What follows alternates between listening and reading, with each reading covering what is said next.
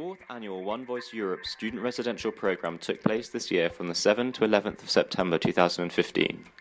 This was the longest programme we have ever done, with an intensive preparation period prior to the programme, important new sessions, and new follow-up initiatives that aim to have a long-term impact on university campuses in the UK.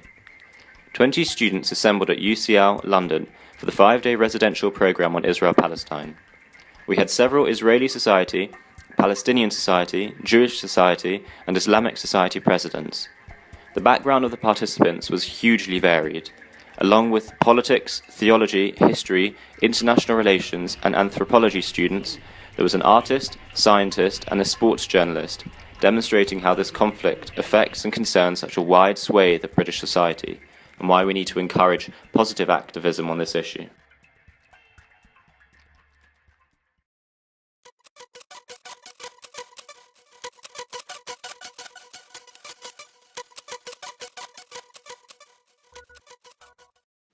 The aim of the first session is to introduce the participants to the work of One Voice and place the conflict in a political and historical context. We invited Dr. Tony Klug, a special advisor on the Middle East to the Oxford Research Group and an international board member of the Palestine-Israel Journal, to give an introduction to the conflict.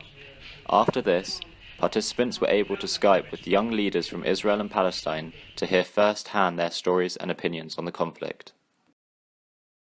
For many, speaking to their Israeli and Palestinian peers was a thought-provoking and novel experience, changing many of the preconceptions that they had brought with them earlier that day.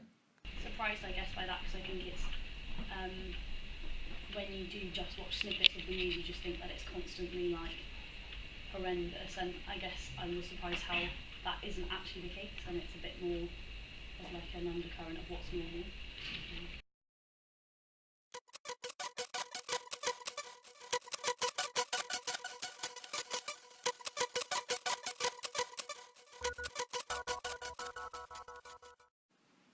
On day 2, the participants took part in more focused discussion about the conflict, including talks about the geopolitics of the region, the future of Gaza, and the history of negotiations between Israel and Palestine. Yeah, I really enjoyed Rosemary's talk just now. I think it offered some really insightful comments on religion in particular, and perhaps the role it has, but also how it affects people in very different ways.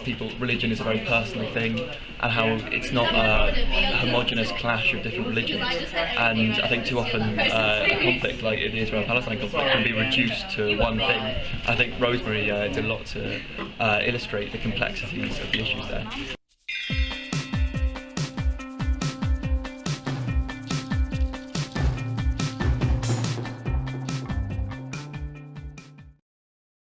We were fortunate enough to spend the whole of day 3 hosted in the House of Lords, where participants participated in panels about the role of religion, extremism, settlements, and Islamophobia and anti-Semitism on campus. We therefore invited 3 leaders from the 3 Abrahamic faiths to discuss their religion and the role it plays in the region. The last session of the day was on anti-Semitism and Islamophobia on UK campuses, during which the students discussed how the conflict played out on campuses at their university. Being an ethnocracy, defining yourself in religious terms, what's interesting is there's loads of them in the world, but somehow in Israel it's discussed differently, and we know why. It's because of the conflict, it's because of the interest in it.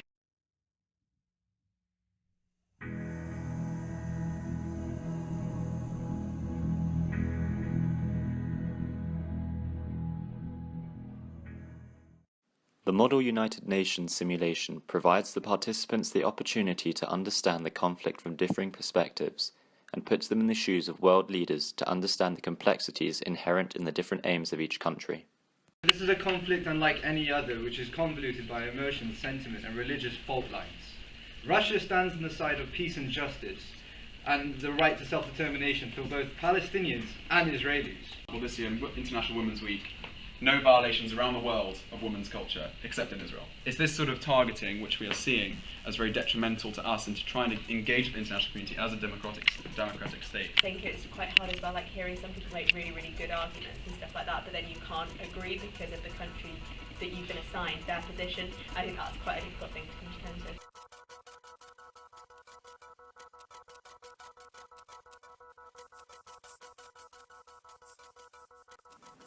After 4 days of intense debate, learning, negotiation and training, participants were invited to graduate after a talk from Sir Vincent Fien, former UK ambassador to Jerusalem.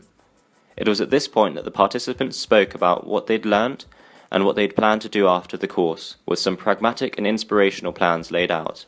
I was on the committee of Students for Justice of Palestine at Still for next year, and I feel I'm going to bring a new perspective to the debate where it's not just one side shouting at the other side shouting at the other, waving flags and boycotting each other's events. I quite like to go back to campus and maybe start a discussion group or something where people can feel free to come and just talk about it in a neutral environment and discuss the core issues and get everyone involved.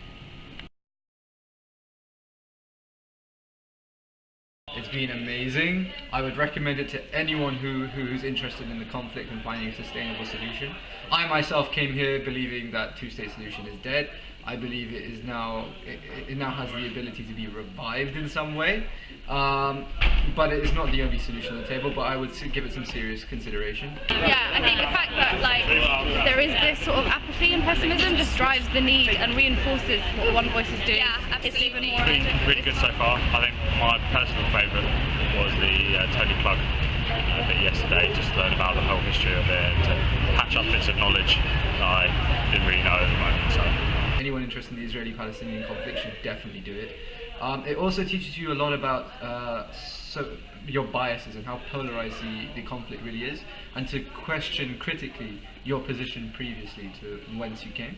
It's made me really respect people who are sort of involved in this work field, and I've taken from this sort of how to be, I don't know, a sense of patience, because you have to have a lot of patience when dealing with matters like this. So sometimes it can be very frustrating, but you have to really keep your calm. I think one thing that's really stood out for me is the whole idea of narratives and labels, and how the idea of polarization is just so dangerous, and I experience that on a daily basis.